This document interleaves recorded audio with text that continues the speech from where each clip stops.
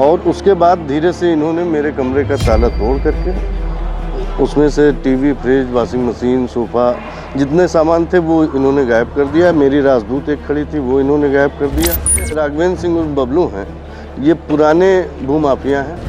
20 feet के बाद ये सरहद की दीवार थी, उसके बाद इनका हिस्सा था। इनका 2 हिस्सा है, तीसरा हिस्सा आपका है। जी। राघवेंद्र सिंह उर्फ बबलू लिखते हैं। उन्होंने मेरी दीवार गिरा दी। मैंने एप्लीकेशन दिया 13 तारीख को। 1969 का नक्शा इनके पास है, 2 बच्चों के नाम से पास हुआ था। 1971 में रमाकांत जी पैदा हुए। 1969 में जब वो थे ही नहीं तो उनका नाम नक्शे में कैसे होता। इस महीने की 13 तारीख को इन्होंने मेरे घर के अंदर जो सरहद की दीवार थी उसको इन्होंने गिरा दिया।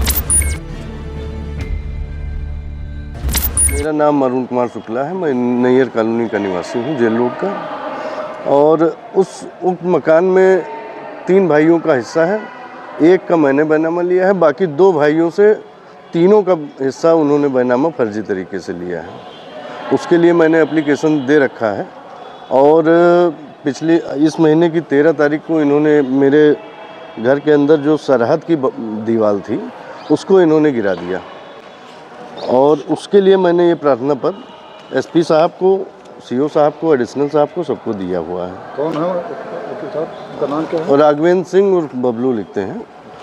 उन्होंने मेरी दीवार गिरा दी। मैंने एप्लीकेशन दिया 13 तारीख को। जांच चल रही है सीओ साहब के यहाँ। और उसके बाद धीरे से इन्होंने मेरे कमरे का ताला तोड़ करके उसमें से TV, fridge, washing machine, sofa, जितने सामान थे वो इन्होंने गायब कर दिया। मेरी राजदूत एक खड़ी थी, वो इन्होंने गायब कर दिया। उसके बाद मैं जब दीवार अपनी उठवाने गया तो इन्होंने मेरे साथ गाली गलौज की, मारने की धमकी दी, उल्टा सीधा बोला इन्होंने मुझे। अच्छा, इस ज़मीन को लेकर के पूर्व में भी कोई विवाद हो चुका है आप लोगों का 2 साल पहले? जब मैंने बैनामा लिया था तभी मैं जब गया था तब भी इन्होंने उल्टा सीधा बोल करके, बवाल करके बहुत तरीके से परेशान किया हमको। जिससे मैंने बैनामा लिया उनको तो बेचारी वो महिला, उसको तो इन्होंने रुला दिया। दारू पीते थे, गाली देते थे, बगल में वो रहती थी उसी घर में, बहुत उल्टा सीधा बोलते थे। परेशान हो करके उसने रो करके उसने ये घर अपना जो है ये बेचा है। अच्छा, 3 हिस्सेदार थे उसमें? जी। तो वो तो कह रहे हैं कि 2 ही हिस्सेदार थे नक्शे में। नहीं, नक्शा किसी ज़मीन का मालिकाना हक नहीं देती है। 1969 का नक्शा इनके पास है, 2 बच्चों के नाम से पास हुआ था। 1971 में रमाकांत जी पैदा हुए। 1969 में जब वो थे ही नहीं तो उनका नाम नक्शे में कैसे होता।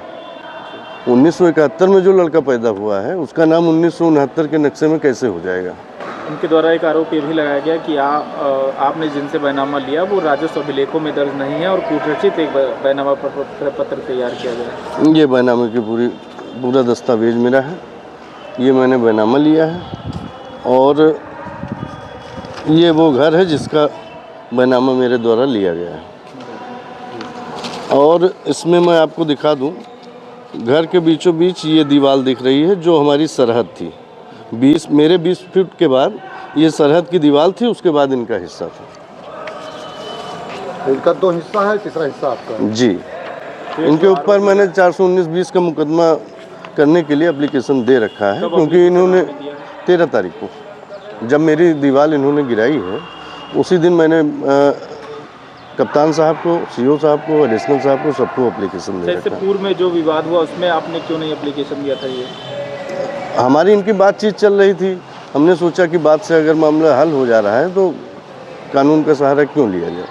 अगर आपस में बैठ के हल हो जाता है तो सबसे बेटर है, लेकिन नहीं हल हो पाया तब अब लेना पड़ा मजबूरी में। चूँकि ये ज़बरदस्ती मेरी दीवार गिराने लगे, घर कब्जा करने लगे, सामान पूरा मेरा इन्होंने चोरी कर लिया। मकान कहाँ पे है? ये आरटीओ ऑफिस के जस्ट सामने। किसी को उन्होंने एग्रीमेंट भी कर रखा है इस मकान को, क्या कोई जानकारी? इसकी जानकारी मुझे नहीं है।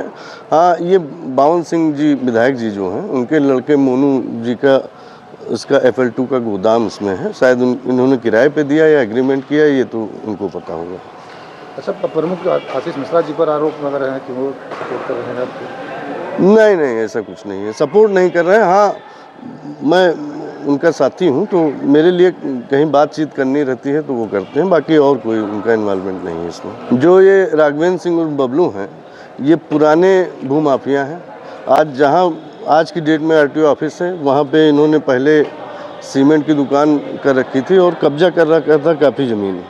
उसको तो सरकार ने गिरा दिया, लेकिन आज भी आरटीओ ऑफिस के ठीक पीछे फर्जी तरीके से लगभग 10-12 बिस्वे का प्लाट इन्होंने कब्जा कर रखा है और टीन शेड वगैरह डाल करके उसमें कमरे बना रखे हैं, किराए दे रखा है।